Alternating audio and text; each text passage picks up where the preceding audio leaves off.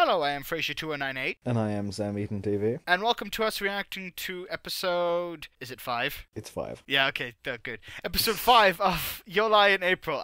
I make so much content, it's hard to keep track about what episode I'm watching. So yeah, episode 5 of Your Lie in April, entitled Grey Skies. So, as we can kind of recap from... let's recap. So, what happened is that Kaori is now in the hospital because of when she fainted in the last episode, when she gave her performance. Apparently it's sort of this, it's just like biological, it just happens occasionally or something, so she's gonna get tested.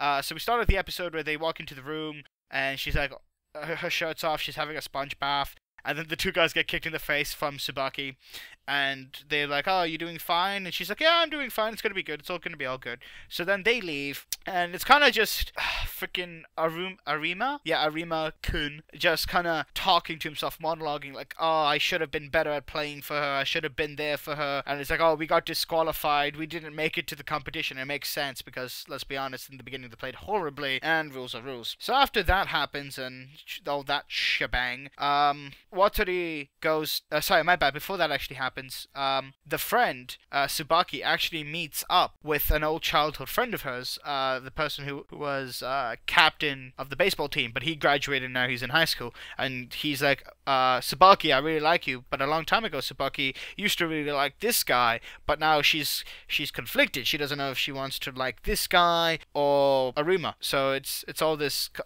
love triangle that's going on, and hopefully that doesn't develop into something big. Because Sam, Hopefully you don't like that love shit triangles. stops soon, or they Yeah. make it interesting. Yeah, you hate it. So anyways, after that happens, Watari goes to Arima. Hey, she's gonna get let out of the hospital, the violinist. And they're like, oh, okay, that's cool, bruh. He doesn't say that, but he's like, hey, let's go get her a gift or something. So, essentially, Aruma waits for Kaori at the hospital, but Watari's over there because, yeah, no shit, Watari's dating her. That makes sense. So anyways, he kind of just backs off, but then he's walking across the bridge reading a book, and these little girls playing hopscotch, and he sees Kaori, and he's like, oh, you always show up when I least expect it. And they're just talking, and she's like, where's my present for getting onto the hospital? He's like, oh, I don't have anything. And she starts crying, and he's like, okay, I'll do whatever you want. And she goes, okay, enter the piano competition. And he's very uncertain at this point whether or not he wants to go to the piano competition, because he only ever wanted to play to make his mom better because she was ill. So she jumps off of the bridge because she can. I don't know why, whatever, it's symbolism and whatnot. And then, Sam, you mentioned about Aruma willpower, something like that he had the ability. Oh, you mean the bridge symbolism? Yeah, the bridge symbolism.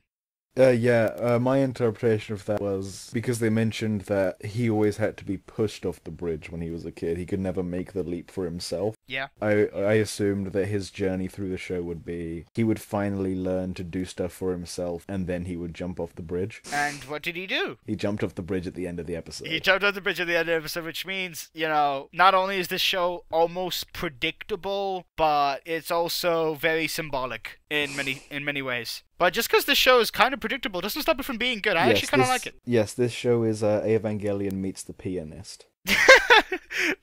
Leave your Evangelion preaching to those Jews. Anyways. But then again, even Evangelion 3.0 had a piano. Are you trying to compare Evangelion to Your Lie in April? Can we I just don't know what stop? I'm doing. Let's stop. No more religion. No more religion in anime. Whenever there's religion in anime, it goes to shit, okay? It goes to freaking shit.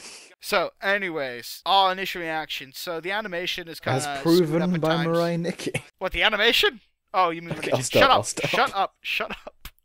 So anyways, off topic, Jesus. So anyways, the animation for the episode is kind of getting off at times. Sometimes it looks fantastic, like the set and everything is beautiful, but the characters don't have faces most of the time, or even bodies. They're just blobs there. Now, Sam, you mentioned that they had to cut corners. Yeah, it could be seen as a budget thing where they need to save money, so they cut corners. But I think I've said this before, that with the genre of show it is and the kind of tone they're going for, it doesn't necessarily hinder the show, because you see that quite a lot in shows of this sort. Yeah, you said how the animation actually makes it look more comedic.